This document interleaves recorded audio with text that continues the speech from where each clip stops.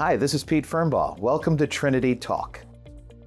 Welcome to another episode of Trinity Talk. I'm here today with Caitlyn Williams, a physician assistant in our cardiology office. Welcome, Caitlyn. Thank you so much for having me today. We're so excited to have you here today. So tell us a little bit about who is Caitlyn Williams and how did you become a physician assistant? So I am a born and raised Ohio Valley citizen. I am a first generation college graduate in my family. And I had a pretty strong family history of cardiovascular disease.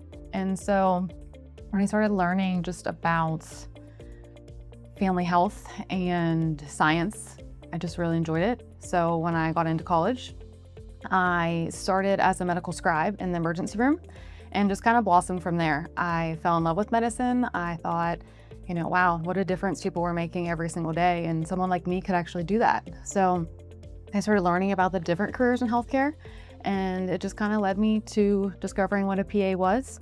I wanted to make a difference. I wanted to have an active role. I've always been someone who wanted to lead, and that kind of had me learning more about the different roles between a physician, a PA, a nurse practitioner, those types of things. But I also had really strong core values about my personal life, my home life. I wanted a family. And so becoming a PA showed me that I could be all of those things, which was, very, very attractive at the time. So I learned more about it and I figured out what I needed to do, and here I am. Well, that is wonderful. So tell us something about yourself that maybe not even your colleagues know. What's a fun fact about Caitlyn Williams? I actually started the scuba diving club when I was in college. Oh, wow. I'm a certified scuba diver, and I dove in the Caribbean and Florida, like that. So that's something not everybody knows. Yeah. That's a fun one. That is a very fun one. I love it. That's great. So how does that interest or hobby influence your work in cardiology? Scuba diving? Yeah. Well, to scuba dive, you definitely have to be very physically fit. There's a lot of breathing techniques you have to have. There's a lot of buoyancy in the water that you have to understand. So in cardiology, to be able to explore things in life, to be able to have hobbies, to be able to enjoy life, you have to be that. You have to be physically fit. So in order to have my patients be able to enjoy their hobbies, we talk about that. How do I optimize their cardiac health so they're capable? What kind of exercises can we talk about? What lifestyle changes? Optimize your medications, prevention too. You're young, you're doing things that you have to be physically fit for. So how can we optimize your healthcare to make sure you continue to do that and have longevity? Quality is the primary reason, that we do what we do in healthcare. We want everyone to have a really good quality of life.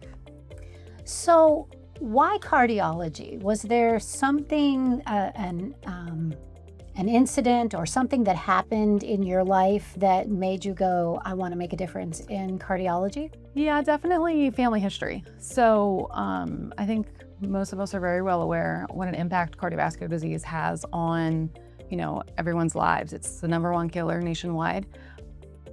Cardiac events, they happen every 30 to 40 seconds. So just while we've been talking, there's been several people suffering cardiovascular events.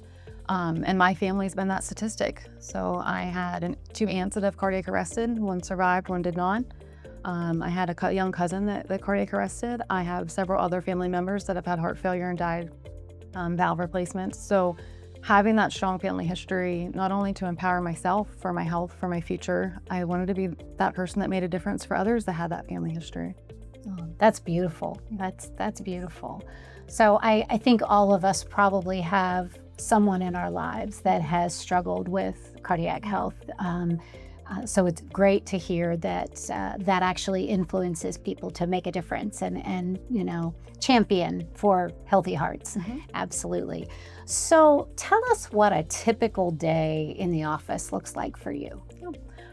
So we certainly start early, 8 a.m., ready to go. I have a mix actually of outpatient and inpatient care in my daily routine.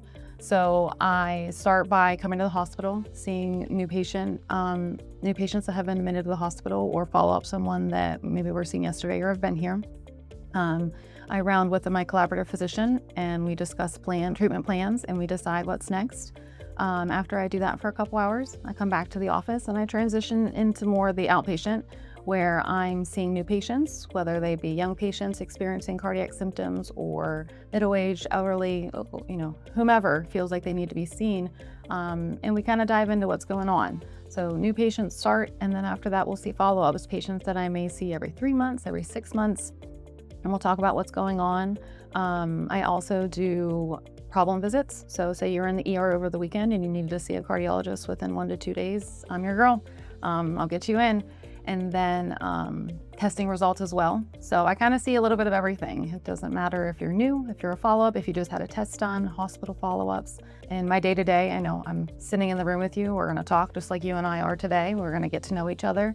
And then we're gonna, get a history. I'm gonna do an exam on you.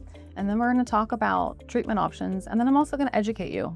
Education is a huge part of my role, helping you understand your cardiac condition and helping to advocate and empower you to make your own medical decisions. While I'm educated and I'm trained, I want you to be an active part of your treatment plan. I want you to understand what's going on, and you tell me what matters most, what things we can do, and how I can empower you to have that high quality of life. And so after that, my day usually is spent reviewing test results, labs, answering phone calls or returning phone calls from patients that have been concerned. And that's how we wrap it up. So what can a patient expect? Say they've been in the ER, they've had an incident, and they get referred to you for a follow-up. What type of tests do you do to find out what's going on in their body? So a lot of it's, dictated off of what symptoms you're presenting with. And that's kind of what the visit is for me to figure out what symptoms you have and what's absolutely necessary. Sometimes for patients, the costs of testing are a big deal. So we don't want to just put you through an array of several cardiovascular tests. But for example, you're coming in with new chest pain. So a cardiac stress test would be probably one of the things we would consider. There are several different types of cardiac stress tests. So we'll assess what type of risks you have and what the probability of cardiovascular disease is, and then we determine which type of test is best for you.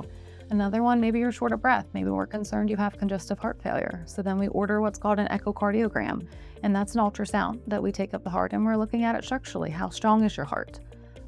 Say maybe you've passed out, you're having several falls, or you feel like your heart's racing. Then we may do what's called an event monitor, where we have a heart recording that we take for up to 30 days, and we assess it to see if there is an electrical problem with your heart. So that's just an overview of some of the tests you may possibly go through when you come to see me. Okay, awesome.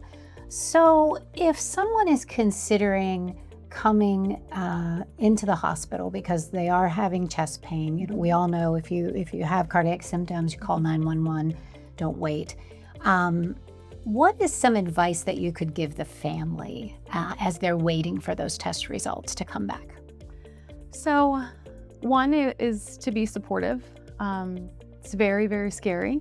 And I think everyone involved is, a bit nervous, the patient, you as family, absolutely. So being there, being supportive. Sometimes we can see a little bit of tension form between family members because of differing opinions. So I think just showing your support. Another thing is faith.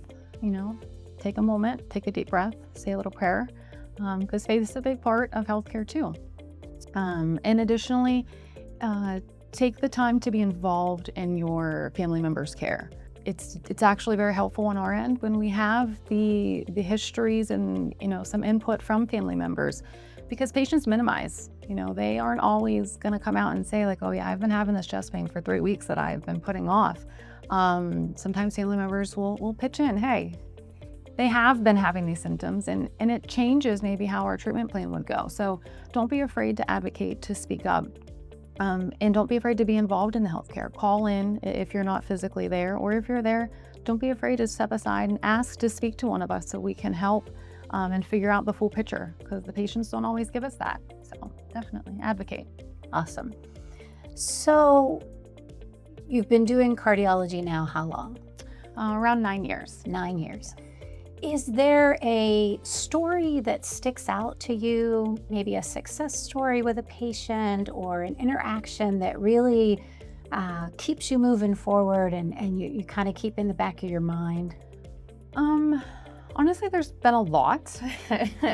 Cardiology it's a very emotional field. I will say that almost daily, patients are crying. I have had patients have me tear up, and you get connected to patients. I think one of the biggest moments for me, though, was probably within my first year. So that first year when you're in medicine, it's a lot. It's very overwhelming. And there was a patient that had just had a heart attack. It was the following day, and I was doing my follow-up visit, and I got my stethoscope out, and I was listening to their heart, and I thought, wow, that doesn't sound right. I was new. I wasn't sure what I was hearing, but I knew it wasn't right.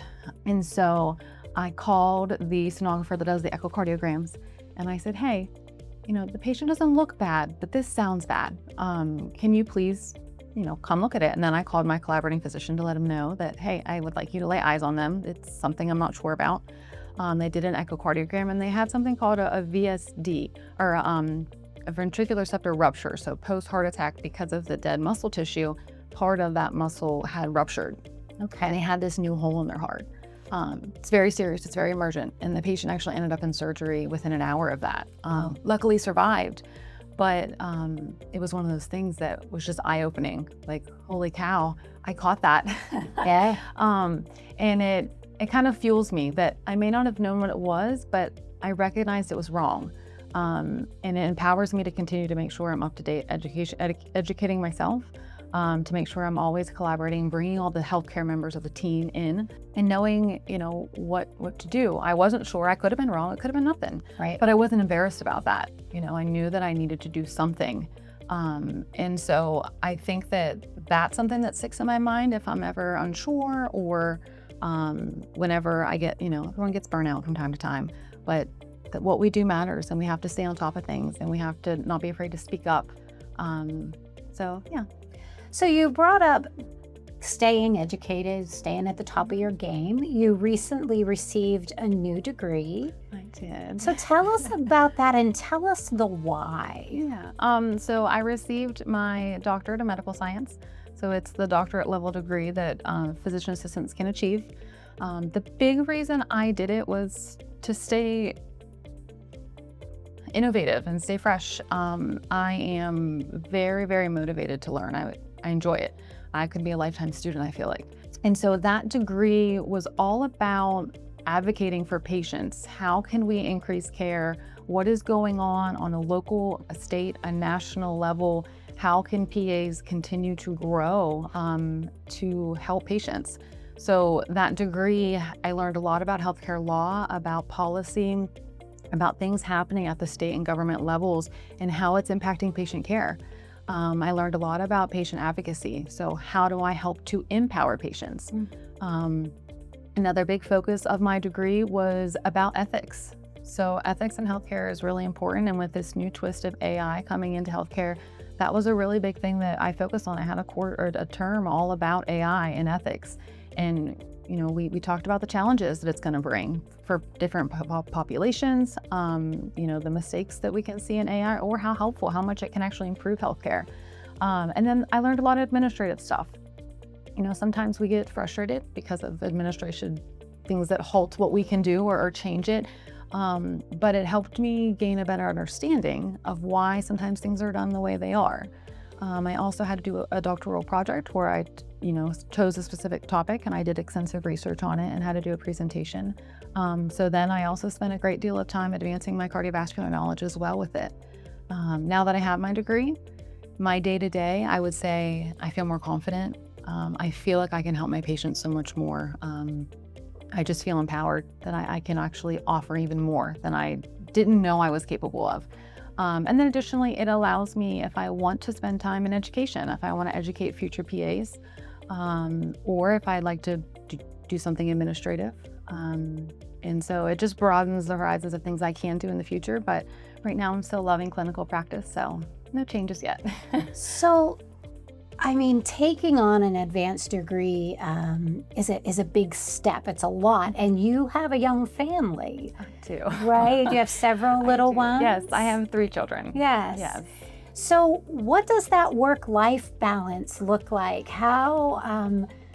How was that, trying to go back to school with 3 little kids and a husband and a thriving practice? Yeah, I mean, sometimes it felt like insanity. And people think I might be that, but I think it's one of those things, if it's something you're truly passionate about, something you really want to do, you're going to make the time to do it. My children are young, they're school-aged. So, I had to break it down to them, hey, mommy has homework tonight, or maybe we can sit at the table and we can work on homework together. And so they were very active in the fact that they knew I was in school, they knew I had homework, they knew when I had stuff due. But I also have to give credit to my village. It's not just me that raises them. Right. I have a husband that's a huge help in it. I have my parents, my in-laws. I have wonderful, like his aunts and uncles, the brothers and sister-in-law. They all were an active part of my success. It's not mine alone. I had support from work as well. Everyone could tell when I was a little stressed and when I needed a little TLC. The girls at work know when I'm stressed, a Boston cream donut always makes my day better. Yes. Okay. So, I had a village that made it possible. But again, I think if you want to do it, you will. That's If awesome. you're truly passionate, you'll make it happen. Yeah, absolutely. So if we have some young folks watching the podcast and they're considering a career as a PA, what would your advice be to them? My advice would be to reach out and shadow. I let a lot of potential PA students come in and shadow me. You see in my day-to-day, you see what I deal with. I talk to you about careers as a PA. I will get you hooked up with other PAs if you want to do some shadowing. But if you're interested, shadow. It's required to get into school. So don't hesitate. You Google or look up who I am and where you can find me and just call. I've never turned someone down. Awesome. Yeah. So Caitlyn, as we're getting ready to wrap up, what is one thing you would want our viewers to take away from this conversation? Don't underestimate cardiovascular health. I think in our day-to-day life is busy. We get very consumed in what's convenient, and we don't prioritize our health. And prioritizing your health starts when you're young. It starts in your teens, in your early 20s, in your 30s. So don't think that just because I'm young, I don't have to worry about it. Exercise, don't ignore symptoms. Young people can have cardiac problems too. And don't be embarrassed. Don't be embarrassed to talk to somebody. We're here and we want to be here. We want to help you. If you're having cardiovascular symptoms, reach out. And you'll be met with open arms to figure it out. Very good. Thank you so much for joining us today, and thank you, Caitlyn Williams, for joining us from our cardiology service line. If you would like more information about our cardiology services, please log on to trinityhealth.com.